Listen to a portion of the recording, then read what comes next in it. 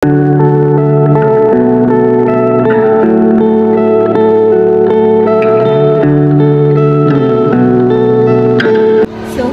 morning. I'm here with you today with Precious D. Tejo.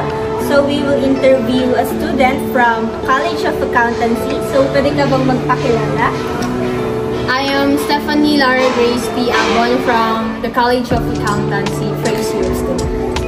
So, meron kami hinandang tanong dito, which is 5 questions, and parang tatanong lang namin kung ano ba yung parang experience mo ngayong college student ka dito sa Altica, dito sa Our Lady of the Pilar. So, number 1, anong aspect or experience nag-stand out sa'yo habang nag-aaral ka dito sa Altica?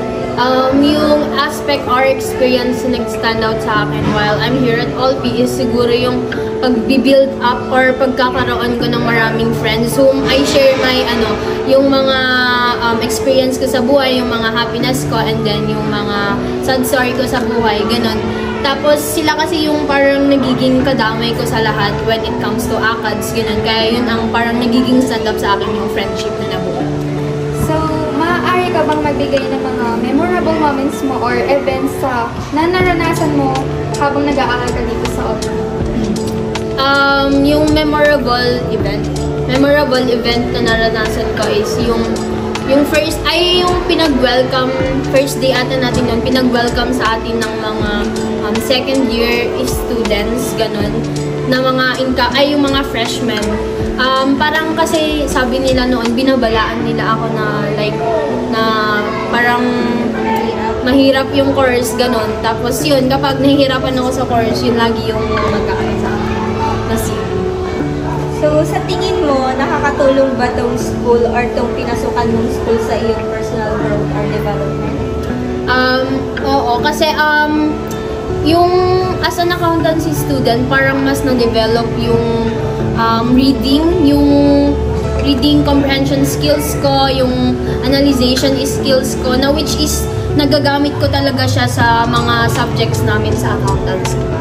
And pati yung communication and yung confidence ko is na-build niya. So, may na-encounter ka na ba na challenges or obstacles habang andito ka sa Alpi? Kung meron, paano mo siya na-overcome?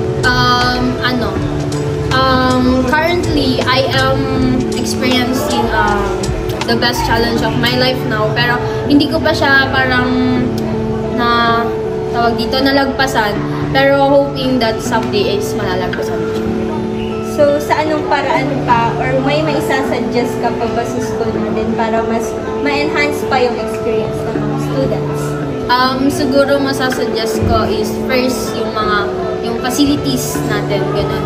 Dapat magkaroon tayo ng good quality ng facilities, lalo na sa weather natin ngayon, ang init-init. Dapat yung mga equipments nila is talagang parang nasusupplyan niya yung needs ng mga students, ganun. And then, yung safety naman is okay naman yung safety. And then, yung quality education naman na binibigay ng mga teachers sa atin is maganda naman siya. So, ayan. Thank you, Lara Abon, for participating our mini documentary vlog. Bye!